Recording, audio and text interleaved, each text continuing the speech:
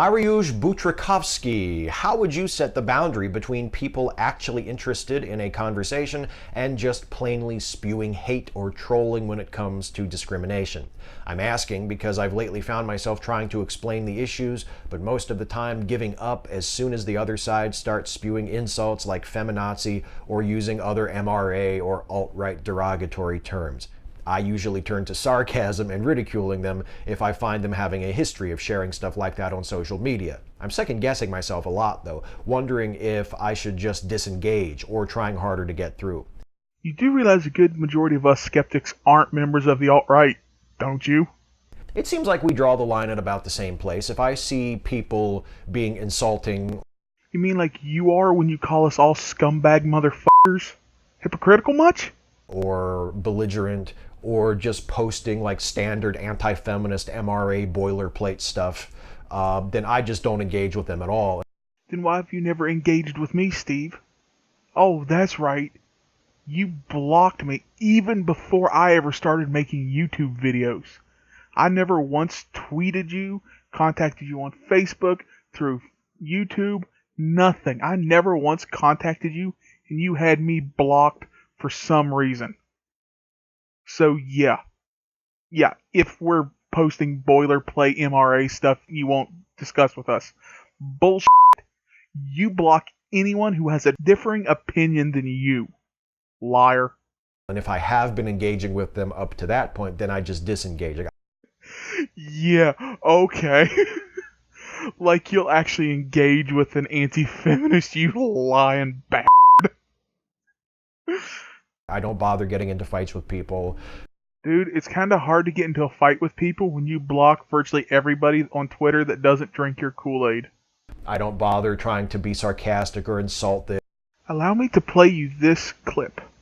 To take it back to the kind of scumbag motherfuckers I was talking about in the previous question, the kind of people that Lacey Green wants to make friends with.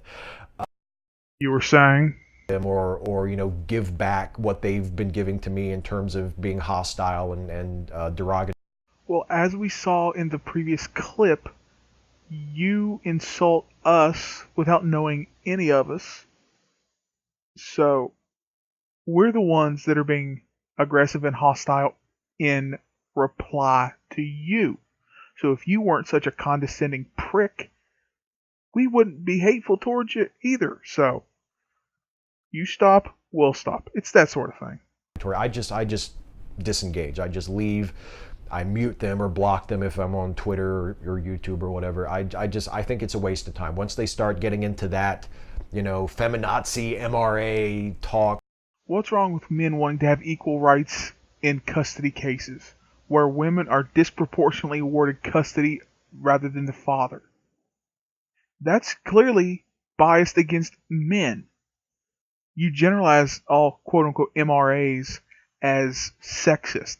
Yet, how would you know? You don't fucking talk to them because you're in your little echo chamber, evidenced by the amount of people you have blocked on Twitter, such as myself, like I said.